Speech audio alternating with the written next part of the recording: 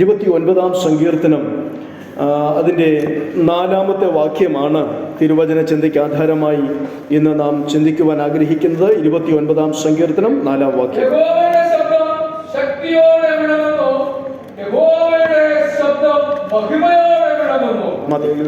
നമ്മുടെ ഭാഷയ്ക്ക് അപ്രമേയനായ ദൈവം, നമ്മുടെ ദൃഷ്ടിക്ക് അഗോചരനായ ദൈവം, ആമേൻ, ആ മഹാദൈവത്തെ ആരാധിപ്പാനാണ് ദൈവം നമുക്ക് ഭാഗ്യം തന്നിരിക്കുന്നത്. നമ്മുടെ കർത്താവിനെ കുറിച്ച് വർണ്ണിക്കുവാൻ നമ്മുടെ വാക്കുകളൊന്നും പോരാ, അത്രമാത്രം ശ്രേഷ്ഠനാണ് നമ്മുടെ കർത്താവ്. വിശുദ്ധ വേദപുസ്തകത്തിൽ കർത്താവിനെ കുറിച്ച് വർണ്ണിക്കുന്ന വാക്കുകളൊക്കെ വളരെ അനുഗ്രഹിക്കപ്പെട്ട തരത്തിൽ ദൈവത്തെക്കുറിച്ച് വർണ്ണിക്കുന്ന വാക്കുകൾ നമുക്ക് കാണുവാനായിട്ട് കഴിയുന്നുണ്ട്. ആമേൻ. പൗലോസ് അപ്പോസ്തലൻ പറയുന്നു, ധന്യനായ ഏകാധിപതിയും രാജാതിരാജാവും കർത്താതി കർത്താവും, താൻ മാത്രം അമർത്യതയുള്ളവൻ, അടുത്തുകൂടാത്ത വെളിച്ചത്തിൽ വസിക്കുന്നവൻ, മനുഷ്യനാരും കാണാത്തവൻ, കാണുവാൻ കഴിയാത്തവൻ. ഇനി പറയുന്നു, ഉള്ളം കൈകൊണ്ട് വെള്ളം അളക്കുന്നവനാണ്, ആകാശത്തിന്റെ പരിമാണം ചാണുകൊണ്ടെടുക്കുന്നവനാണ്, പർവ്വതങ്ങളെ വെള്ളിക്കോൽ കൊണ്ടും കുന്നുകളെ തുലാസുകൊണ്ടും തൂക്കി നോക്കുന്നവൻ. വെളിപ്പാട് പുസ്തകത്തിൽ വെളിപ്പാടിൽ പറയുന്നു, 7 പൊൻനിലവുകളുടെ നടുവിൽ നിലയങ്കി ധരിച്ച് മാറത്ത് പൊൻകച്ച കെട്ടി വെള്ളോട് സദൃശമായ കാലും പെരുവെള്ളത്തിന്റെ ഇരച്ചിൽ പോലെ ശബ്ദമുള്ളവൻ, ഉന്നതൻ, ഉയർന്നവൻ, ശാശ്വതവാസി, പരിശുദ്ധനെന്ന നാമമുള്ളവൻ, ഇന്നലെയും ഇന്നും എന്നേക്കും അനന്യനായ ദൈവം, ഗതിഭേദത്തുള്ള ആച്ഛാദനമില്ലാത്ത മഹാദൈവത്തെ സേവിപ്പാൻ കൃപ പ്രാപിച്ച ദൈവജനം ഇന്നു പകൽ ആമേ ശക്തിയോടെ കർത്താവിനെ സ്തോത്രം കരേറ്റിക്കാട്ടെ. ആരാധനയ്ക്ക് യോഗ്യനായവൻ നമ്മുടെ കർത്താവ് മാത്രമാണ്. സ്തുതികൾക്ക് യോഗ്യനായവൻ നമ്മുടെ കർത്താവ് മാത്രമാണ്. സകല ദുരാത്മ ശക്തികളും കേൾക്കെ ഒച്ചത്തിൽ ഒരുമിച്ച് വിളിച്ചു പറയണം, ദൈവം ആമേൻ നമ്മുടെ കർത്താവ് മാത്രമാണ് ആരാധനയ്ക്ക് യോഗ്യൻ. ആമേൻ, ഹല്ലേലൂയ. ഇവിടെ നാം വായിച്ച വേദഭാഗത്തിലേക്ക് നമ്മുടെ ശ്രദ്ധയെ നമുക്കൊന്ന് തിരിക്കാം. സങ്കീർത്തനം 29:4 ഇപ്രകാരമാണ് പറയുന്നത്, യഹോവയുടെ ശബ്ദം ശക്തിയോടെ മുഴങ്ങുന്നു, യഹോവയുടെ ശബ്ദം മഹിമയോടെ മുഴങ്ങുന്നു. ഈ വാക്യത്തിൽ ഈ ദൈവത്തിന്റെ ശബ്ദത്തിന്റെ പ്രാധാന്യത എടുത്തു കാട്ടുകയാണ്. യഹോവയുടെ ശബ്ദം ശക്തിയോടെ മുഴങ്ങുന്ന ശബ്ദമാണ്. 2, യഹോവയുടെ ശബ്ദത്തിന്റെ പ്രത്യേകത മഹിമയോടെ മുഴങ്ങുന്ന ശബ്ദമാണ്. ഈ ലോകത്തിൽ വ്യത്യസ്തമായ തരത്തിലുള്ള ശബ്ദങ്ങളുണ്ട്. 1, മനുഷ്യന്റെ ശബ്ദമുണ്ട്. 2, പിശാചിന്റെ ശബ്ദമുണ്ട്. 3, ദൈവത്തിന്റെ ശബ്ദമുണ്ട്. ഹല്ലേലൂയ. ഇനി മാനുഷിക ശബ്ദത്തിന്റെ പ്രത്യേകത എന്ന് പറഞ്ഞാൽ, നമ്മെ ബലപ്പെടുത്തുന്ന, നമ്മളോട് വളരെ അടുത്ത് നിൽക്കുന്ന ഒത്തിരി ആളുകൾ നമ്മോടൊപ്പം ഉണ്ടായിരിക്കാം. പക്ഷേ ചില സന്ദർഭങ്ങളിൽ നമ്മെ മുറിവേൽപ്പിക്കുന്നവരായി, മാനുഷികമായ വാക്കുകൾ നമ്മെ തളർത്തുന്നതായി, മാനുഷിക വാക്കുകൾ നമ്മെ വേദനിപ്പിക്കുന്നതായി, മാനുഷിക വാക്കുകൾ നമ്മെ ഒറ്റപ്പെടുത്തുന്നതായി ഒക്കെ തീർന്നെന്നിരിക്കാം. പക്ഷെ ദൈവത്തിന്റെ വാക്കിന്റെ പ്രത്യേകത നമ്മെ ബലപ്പെടുത്തുന്ന ശബ്ദമാണ്. ഹല്ലേലൂയ. നമ്മെ ധൈര്യപ്പെടുത്തുന്ന ശബ്ദമാണ്. തളർന്നുപോയി, തകർന്നുപോയി എന്നൊക്കെ ശത്രു വിധി നടത്തും, ജയത്തോടെ ഉത്സാഹത്തോടെ നടത്തുന്നത് ദൈവശബ്ദത്തിന്റെ പ്രത്യേകതയാണ്. ആമേൻ. 1, മാനുഷികമായ ശബ്ദം. ഒരുപക്ഷെ അത് നമുക്ക് അനുഗ്രഹമായി തീർന്നിരിക്കാം, ചിലപ്പോൾ നമ്മെ ബലപ്പെടുത്തുന്നതായിരിക്കാം. പക്ഷേ ഭൂരിഭാഗവും മനുഷ്യനെ നിരാശപ്പെടുന്ന വാക്കുകളാണ്. മാനുഷികമായ ചിന്ത എന്താണ്? എപ്പോഴും ഈ നിരാശപ്പെടുത്തുന്ന ചിന്തകൾ മനുഷ്യരിലേക്ക് കൊണ്ടുവരുന്നത്. ഇനി നോക്കിക്കേ, 1, സ്തോത്രം, മാനുഷികമായ വാക്കുകൾ. 2, പിശാചിന്റെ ശബ്ദമുണ്ട്. ഏദൻ പർദീസയിൽ തുടക്കത്തിലെ പിശാചിന്റെ ശബ്ദമുണ്ടായിരുന്നു. ദൈവത്തിന്റെ പദ്ധതികളെ പരിപൂർണമായി തകിടം മറിക്കത്തക്ക തരത്തിൽ മനുഷ്യനെ പാപത്തിനും ശാപത്തിനും അടിമയാക്കുവാൻ വേണ്ടി പിശാച് ഒരു ചെറിയ ഇടപെടലുണ്ടാക്കി. അതിലൂടെ മാനവകുലം മുഴുവനും പാപത്തിനും പാപത്തിന്റെ ശിക്ഷയിലേക്കും തള്ളിയിടപ്പെടുവാൻ തുറന്നു. പിശാചിന്റെ വാക്കിന്റെ പ്രത്യേകത മനുഷ്യനെ ദൈവിക പദ്ധതിയിൽ നിന്ന് തകർക്കുന്ന ശബ്ദമാണ്. ഹല്ലേലൂയ. അതുകൊണ്ട് പിശാചിന്റെ ശബ്ദത്തിന് കാതുകൊടുത്താൽ മനുഷ്യൻ തകർച്ചയിലേക്ക് പോകും. പിശാച് വന്ന് പറഞ്ഞെന്താ, നിങ്ങൾ ഈ വൃക്ഷത്തിന്റെ ഫലം കഴിച്ചാൽ ദൈവത്തെ പോലെ ആകും എന്ന് പറഞ്ഞ് ഗുണകരമായ കാര്യങ്ങൾ പറഞ്ഞാ വന്നത്. പക്ഷെ ഇത് കഴിച്ചപ്പോൾ അവർ എത്തപ്പെട്ടത് എവിടെയാണ്? പിശാചിനെ പോലെയാവുകയായിരുന്നു, പാപത്തിന് അടിമപ്പെടുകയായിരുന്നു, അന്ധകാരത്തിൽ തള്ളപ്പെടുകയായിരുന്നു. എന്നാൽ പിശാചിന്റെ വാക്കുകൾ മനുഷ്യനെ തകർച്ചയിലേക്ക് നടത്തുകയാണ്.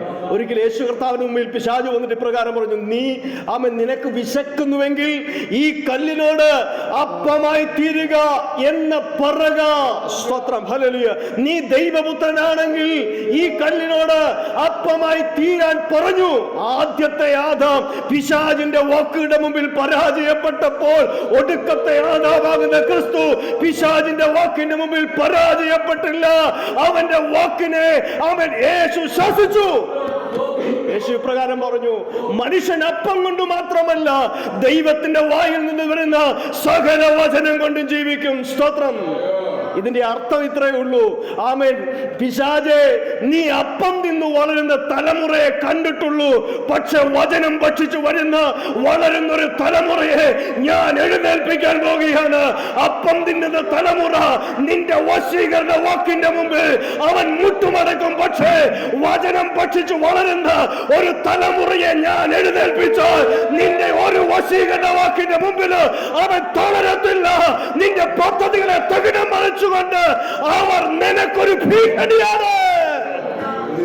വചനം ഭക്ഷിച്ചു വളരുന്നൊരു തലമുറ സാത്താനെ നിന്റെ പദ്ധതികൾക്ക് ഒരു ഭീഷണിയാ. എത്ര പേർക്ക് ഇന്ന് മകൻ ആത്മാവിൽ ധൈര്യത്തോടെ പറയുക, ദൈവത്തിന്റെ വചനം നിങ്ങളുടെ ഹൃദയത്തിൽ ഉറപ്പോടെ നിലനിൽക്കുന്നെങ്കിൽ നിങ്ങളെ ഓരോ ശത്രുവിനെ കീഴ്പ്പെടുത്താൻ കഴിയത്തില്ല. ആമേൻ. പിശാചിന്റെ വാക്കുകൾ, ആമേൻ, നമുക്ക് വിചാരിക്കും പിശാച് നല്ല കാര്യമല്ലേ പറഞ്ഞു. 40 ദിവസം ഉപവസിച്ച് ആമേൻ വിശന്നിരിക്കുന്ന കർത്താവിനോട് പറഞ്ഞു, നിനക്ക് ഈ കല്ലിനോടൊപ്പമായി തീരാൻ, നിനക്ക് വിശക്കുന്നുമെങ്കിൽ ഈ കല്ലിനോടൊപ്പമായി തീരാൻ പറയുക. എന്നാൽ അതിൻ്റെ പിന്നിലെ പിശാചിന്റെ തന്ത്രം യേശു കർത്താവ് മനസ്സിലാക്കി. 1, മാനുഷികമായ ശബ്ദം. 2, പിശാചിന്റെ ശബ്ദം. 3, ദൈവത്തിന്റെ ശബ്ദം. ഹല്ലേലൂയ. ദൈവത്തിന്റെ ശബ്ദത്തിന്റെ പ്രത്യേകത എന്താണ്? ദൈവത്തിന്റെ ശബ്ദം ശക്തിയോടെ മുഴങ്ങുന്ന ശബ്ദമാണ്. ദൈവത്തിന്റെ ശബ്ദം മഹിമയോടെ മുഴങ്ങുന്ന ശബ്ദമാണ്. ദൈവ ശബ്ദത്തിന്റെ ശക്തി എന്താണെന്നറിയാമോ? പറഞ്ഞ കാര്യം മാറ്റി പറയേണ്ടി വരത്തില്ല. ഹല്ലേലൂയ. പൗലോസ് പറഞ്ഞു, ഞാനും സിൽവാനോസും നിങ്ങളോട് പറഞ്ഞ കാര്യം ഊവെന്നു മാത്രമാണ്, പിന്നെ നോ എന്ന് പറയുന്നവനല്ല, സാഹചര്യങ്ങൾ അനുസരിച്ച് വാക്കു മാറ്റുന്നവനല്ല. ദൈവം അങ്ങ് പറഞ്ഞാൽ ആ ശബ്ദം മഹിമയോടെ നിലനിൽക്കുകയാണ്. ആമേൻ. അതാ ദൈവശബ്ദത്തിന്റെ പ്രത്യേകത. ഇനി നോക്കിക്കേ, ദൈവശബ്ദത്തിന്റെ പ്രത്യേകത വിശുദ്ധ വേദപുസ്തകത്തിന്റെ വിവിധ ഭാഗങ്ങളിൽ നമുക്ക് കാണുവാൻ കഴിയുന്നുണ്ട്. ആമേൻ. സ്തോത്രം. അപ്പോസ്തല പ്രവൃത്തിയുടെ പുസ്തകം 12-ാം അധ്യായത്തിൽ ആമേൻ, പത്രോസ് എന്നൊരു മനുഷ്യൻ കാരാഗ്രഹത്തിന്റെ അകത്ത് കിടന്നുറങ്ങുകയാ. സ്തോത്രം. കാരാഗ്രഹത്തിൽ കിടന്നുറങ്ങാൻ പറ്റുമോ? അവൻ കിടക്കുന്ന സ്ഥലം കാരാഗ്രഹമാണ്. എന്നാൽ ഉറക്കം വരാൻ കഴിയാത്തൊരു സിറ്റുവേഷനിൽ ആമേൻ പത്രോസ് കിടക്കുമ്പോഴും അദ്ദേഹം സുഖമായി ഉറങ്ങുകയാണ്. ആമേൻ. സ്ലീപ്പിംഗ് പിൽസ് ഒന്നും കഴിച്ചിട്ട് കിടക്കുകയല്ല. ഹല്ലേലൂയ. നമ്മൾ AC ഇട്ട് നല്ല ബെഡിൽ കിടന്നാലും ആരെങ്കിലും എന്തെങ്കിലും പറഞ്ഞൊരു വാക്ക് നമ്മുടെ മനസ്സിനെ മുറിവേൽപ്പിച്ചാൽ തിരിഞ്ഞും മറിഞ്ഞും കിടക്കും, ഉറക്കം വരത്തില്ല. പക്ഷെ പത്രോസിനെ ആമേൻ യാക്കോബിന്റെ വാളുകൊണ്ട് കൊന്നു കളഞ്ഞിട്ട് അടുത്തയാള് പത്രോസാണ്. പത്രോസിനെ വാളുകൊണ്ട് കൊല്ലുവാൻ വേണ്ടിയുള്ള പദ്ധതികൾ തയ്യാറാക്കിക്കൊണ്ടിരിക്കുമ്പോൾ ഈ മനുഷ്യൻ കാരാഗ്രഹത്തിന്റെ അകത്ത് കിടന്നുറങ്ങുക. ഹല്ലേലൂയ. എന്താ കാരണമെന്നറിയാമോ? പത്രോസേ, നിനക്കുറങ്ങാൻ കഴിയാത്ത ചില സാഹചര്യങ്ങൾ നിന്റെ ചുറ്റും നിൽക്കുകയാ. പക്ഷേ നീ സുഖമായിട്ട് ഉറങ്ങാൻ കാരണം എന്താ എന്ന് പത്രോസിനോട് നമ്മൾ ചോദിച്ചാൽ, പരോക്ഷമായിട്ടല്ലെങ്കിൽ പോലും ദൈവത്തിന്റെ ഒരു ശബ്ദം പത്രോസിന്റെ കാതുകളുണ്ട്. നിന്റെ വാർദ്ധക്യത്തിലെ നീ മരിക്കത്തുള്ളത്. ഹല്ലേലൂയ. നിന്നെ ഇപ്പൊ കൊന്നുകളയത്തില്ല, നിനക്ക് വാർദ്ധക്യത്തിലെ നീ മരിക്കത്തുള്ളൂ എന്ന് ദൈവത്തിന്റെ ഒരു ഇടപെടൽ, ദൈവത്തിന്റെ ഒരു ശബ്ദം പത്രോസിനുണ്ടായിരുന്നു. അതുകൊണ്ട് പത്രോസിനോട് ഉറപ്പുണ്ട്, ആരൊക്കെ എന്തൊക്കെ പദ്ധതികൾ എനിക്കെതിരെ ഉണ്ടാക്കിയാലും എന്റെ മരണം ഈ കാരാഗ്രഹം കൊണ്ട് തീരുകയില്ല, എന്റെ ആയുസ് ഇവിടം കൊണ്ട് അവസാനിക്കുകയില്ല. എനിക്ക് വേണ്ടി പ്രവർത്തിപ്പാൻ കഴിയുന്ന, എന്നെ വിടുവിപ്പാൻ കഴിയുന്ന, എന്നെ സഹായിപ്പാൻ കഴിയുന്ന, എന്നോട് കൂടെ നിൽക്കാൻ കഴിയുന്ന ഒരു രാജാവെതിരായി തീർന്നോട്ടെ, ഒരു രാജ്യമെതിരായി തീർന്നോട്ടെ, ഈ യഹൂദന്മാർ മുഴുവൻ എനിക്കെതിരായി എഴുന്നോട്ടെ. പക്ഷെ എന്റെ മേലുള്ള ദൈവത്തിന്റെ ശബ്ദം എന്റെ ബലത്തോടെ നിർത്തുകയാണ്. ദൈവശബ്ദം എന്റെ ഹൃദയത്തിനകത്ത് ഉള്ളിടത്തോളം കാലം എന്നെ തകർക്കാൻ ഉലകത്തിലെ ഒരു രാജകീയ ശക്തികൾക്ക്, ഒരു ഗൂഢാലോചനകൾക്ക്, ഒരു ഗൂഢതന്ത്രങ്ങൾക്ക് സാധ്യമല്ല. ആമേൻ. ഹല്ലേലൂയ. പത്രോസ് അതുകൊണ്ടാണ് സുഖത്വമായി കിടന്നുറങ്ങുന്നത്. ആമേൻ, ഹല്ലേലൂയ. നാം കേട്ട ശബ്ദം ഏറ്റവും വിലയേറിയ ശബ്ദമാണ്. ഭൂലോകത്തിലുള്ള ഏതൊരു ശബ്ദത്തെക്കാൾ വിലയുള്ള ശബ്ദം ദൈവത്തിന്റെ ശബ്ദമാണ്. ഹല്ലേലൂയ. ലോകത്തിലെ ഏറ്റവും ഉന്നതമായ ശബ്ദം ദൈവശബ്ദമാണ്. ഈ ദിവസങ്ങളിൽ പ്രതിസന്ധി വരുമ്പോൾ, കഷ്ടത വരുമ്പോൾ, നിരാശ വരുമ്പോൾ, രോഗങ്ങൾ വരുമ്പോൾ ദൈവശബ്ദത്തിന് വേണ്ടി കാതോർക്കുന്ന ദൈവജനത്തിനായി സ്തോത്രം ചെയ്യുക. നിങ്ങൾ പരാജയപ്പെടത്തില്ല, നിങ്ങൾ നിരാശപ്പെട്ടു പോകത്തില്ല. നിങ്ങളുടെ തല ഉയർത്തുവാൻ നീ വിശ്വസ്തനാണ്. നിങ്ങളുടെ ജീവിതത്തിന് വിരാമമിടുവാനാണ് ശത്രുവിന്റെ പദ്ധതിയെങ്കിലും ദൈവത്തിന്റെ പദ്ധതി നിന്നെ കുറിച്ച് ബൃഹത്തായ ദൈവിക പദ്ധതിയാ. ഹല്ലേലൂയ.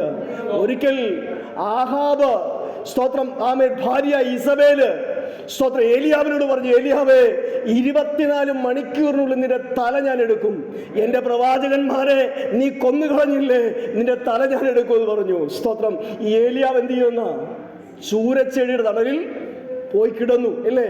നമ്മൾ പലപ്പോഴും അത് ഒരു അദ്ദേഹത്തിൻ്റെ ഒരു ബലഹീനതയായിട്ട് നമ്മൾ കരുതാം. ഇത്രയും കരുത്തനായ മനുഷ്യൻ എന്തിനാ ചൂരച്ചെടിയുടെ തണലിൽ പോയി കിടന്നത് എന്നൊക്കെ നമ്മൾ ചിന്തിക്കാറുണ്ട്. പക്ഷെ എൻ്റെ ഒരു ചിന്ത അങ്ങനെയല്ല. സ്തോത്രം. ഹല്ലേലൂയ. ഇദ്ദേഹത്തിൻ്റെ അകത്തെ ഒരു ചിന്ത എന്താണെന്നറിയാമോ? ഈ സ്ത്രീയുടെ കൈകൊണ്ട് മരിക്കുന്നതിനേക്കാൾ, ഹല്ലേലൂയ, ഞാൻ ഇവിടെ കിടന്ന് മരിക്കുന്നതാണ് നല്ലത് എന്ന് പറഞ്ഞാൽ ഞാൻ അതിന് പറയുന്നൊരു ഒരു ചെറിയൊരു ഉദാഹരണമുണ്ട്. സ്തോത്രം. നമ്മുടെയൊക്കെ നാട്ടിൽ പറയുന്നൊരു ചൊല്ലുണ്ട്, വണ്ടി തട്ടി മരിച്ചാലും പാണ്ടിലോറി ഇടിച്ചു മരിക്കരുത്, ബെൻസ് തട്ടി മരിക്കണം. അതൊരു അന്തസ്സാണ്. ഹല്ലേലൂയ എന്ന് പറഞ്ഞതുപോലെ ആമേൻ. സ്തോത്രം. ഹല്ലേലൂയ. ആമേൻ. ഈ സ്ത്രീയുടെ കൈകൊണ്ട്, ഈ നികൃഷ്ട സ്ത്രീയുടെ അഥവാ ഈ ദുരാത്മാക്കളെ വിളിച്ചു വരുത്തുന്ന, ദുർഭൂതങ്ങൾക്ക് കൂട്ടുനിൽക്കുന്ന, ദൈവജനത്തെ അനീതിയിലേക്ക് നയിക്കുന്ന, അസാന്മാർഗ്ഗത്തെ നയിക്കുന്ന ഈ സ്ത്രീയുടെ കൈകൊണ്ട് എനിക്ക് മരിക്കണ്ട. ഹല്ലേലൂയ. ദൈവമേ, അങ്ങയുടെ കരം എന്റെ ജീവൻ എടുക്കണം. എത്ര കരുത്തുള്ള മനുഷ്യനായ ഏലിയാവ്. ഹല്ലേലൂയ. സ്തോത്രം. ആമേൻ. സ്തോത്രം. ഏലിയാവ് ആ സ്ത്രീയുടെ കരങ്ങൾ കൊണ്ടാണോ മരിച്ചത്? ആമേൻ. ദൈവത്തിന്റെ പദ്ധതി എന്തായിരുന്നു? ആമേൻ. സ്തോത്രം. ജീവനോട്, ഉടലോടുകൂടെ ആമേൻ സ്വർഗത്തിൽ നിന്ന് ദൈവത്തിന്റെ ആമേൻ സാന്നിധ്യം ഇറങ്ങി തന്നെ സ്വർഗത്തിലേക്ക് എടുത്തുകൊള്ളപ്പെടുകയാണ്. ഒരു കാര്യം ഓർക്കണം, മാനുഷിക പദ്ധതികളൊക്കെ പരാജയപ്പെടുമ്പോൾ ദൈവത്തിന് നിങ്ങളെ കുറിച്ചുള്ളൊരു പദ്ധതിയില്ലേ? നിന്റെ കുടുംബത്തെ കുറിച്ചുള്ള പദ്ധതിയില്ലേ? നിന്റെ തലമുറയെ കുറിച്ചുള്ള ദൈവത്തിന്റെ പദ്ധതിയില്ലേ? ആ പദ്ധതി മാത്രമേ നടക്കത്തുള്ളെന്ന് ഇന്ന് നമ്മൾ ഉറപ്പോടെ പറ. സാഹചര്യം എതിരാ, അവ ചുറ്റുപാടുകൾ എതിരാ, പക്ഷെ ദൈവം നിനക്ക് അനുകൂലമാ.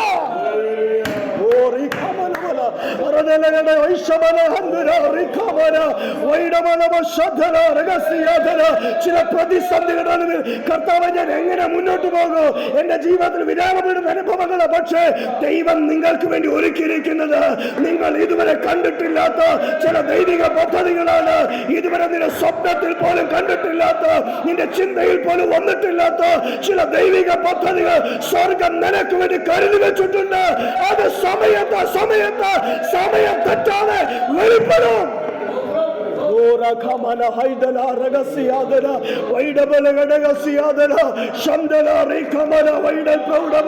അല്പസമയം നന്ദിയോടെ കർത്താവിനെ സ്തുതിച്ചോട്ടെ.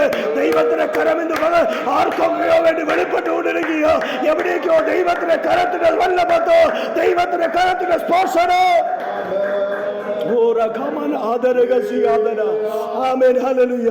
മനുഷ്യന്റെ ശബ്ദം മനുഷ്യനെ തകർക്കുന്ന, പക്ഷെ ദൈവശബ്ദം മനുഷ്യനെ ബലപ്പെടുത്തുന്ന ശബ്ദമാണ്. ഹല്ലേലൂയ. ആമേൻ. സ്തോത്രം. ഒരിക്കൽ ദാവീദിന് നേരെ ശത്രു സൈന്യം വീണ്ടും വന്നു. 2 ശമൂവേലിന്റെ പുസ്തകം 5:23-24 ഒന്ന് വായിച്ചാ. 2 ശമൂവേൽ 5-ാം അധ്യായം 23-24 വേദവാക്യങ്ങൾ.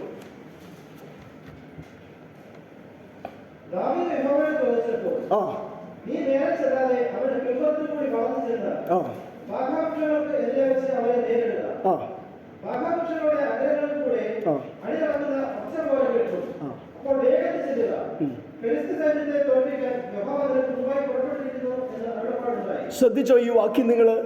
സ്തോത്രം. ഈ ഫെലിസ്ത്യർ വീണ്ടും ദാവീദിന്റെ നേരെ യുദ്ധത്തിന് വരികയാണ്. അങ്ങനെ നിരന്തരം ഇങ്ങനെ യുദ്ധത്തിന് വന്നപ്പോൾ ദൈവത്തോട് ദാവീദ് ചോദിച്ച ചോദ്യത്തിന്റെ മറുപടിയാണ് ഇവിടെ പറയുന്നത്. ആമേൻ. നീ അവരുടെ നേരെ ചെല്ലാതെ അവരുടെ പിൻപുറത്തൂടെ ബാക്കാ വൃക്ഷത്തിന്റെ അരികിൽ നീ എന്ത് ചെയ്യണം? ഒളിച്ചിരിക്കുകയാണ്. ഈ ബാക്കാ വൃക്ഷത്തിൽ കൂടി അണിയണിയായിട്ട്, ആ വാക്യം വായിച്ച്, അണിയണിയായിട്ട് അഗ്രങ്ങളിൽ കൂടെ അണി നടക്കുന്ന ഒച്ച നീ കേൾക്കും. അപ്പോൾ വേഗത്തിൽ ചെല്ലുക, ഫെലിസ്ത്യ സൈന്യത്തെ തോൽപ്പിക്കാൻ യഹോവ നിനക്ക് മുൻപായി പുറപ്പെട്ടിരിക്കുന്നു. നോക്കിക്കേ, ഈ വാക്കാവൃക്ഷത്തിൽ കൂടി ദൈവത്തിന്റെ ദൂതന്മാർ നടന്നു വരുന്നത് പോലെയുള്ള ഒരൊച്ച നിന്റെ കാതുകളിൽ കേൾക്കോ, ഒരു ശബ്ദം നിന്റെ കാതുകളിൽ കേൾക്കോ. അപ്പോൾ നീ ഓർക്കണം, നിനക്ക് വേണ്ടി യുദ്ധം ചെയ്യുവാൻ സ്വർഗീയ സൈന്യം ഇറങ്ങി വരികയാണെന്ന്. അപ്പോൾ നീ ഓർക്കണം, നിനക്ക് വേണ്ടി യുദ്ധം ചെയ്യുവാൻ വേണ്ടി നിന്റെ കരുത്തു കൊണ്ടല്ല, നിന്റെ ആയുധബലം കൊണ്ടല്ല, നിനക്ക് വേണ്ടി യുദ്ധം ചെയ്യാൻ സ്വർഗീയ സൈന്യം ഇറങ്ങി വരുന്ന ഒച്ച നിന്റെ കാതുകളിൽ കേൾക്കുമ്പോൾ നീ യുദ്ധത്തിന് പുറപ്പെടണം. ഇന്ന് പകൽ മാനുഷിക ശബ്ദങ്ങൾ നിങ്ങളെ പരാജയപ്പെടുത്തുവാൻ ശ്രമിക്കുമ്പോൾ ദൈവിക ശബ്ദം നിങ്ങൾക്ക് പരാജയമല്ല, പരാജയപ്പെടുമെന്ന് നിങ്ങൾ ചിന്തിക്കുന്ന മേഖലയെ നിങ്ങളെ വിജയത്തിലെത്തിക്കുകയാണ്.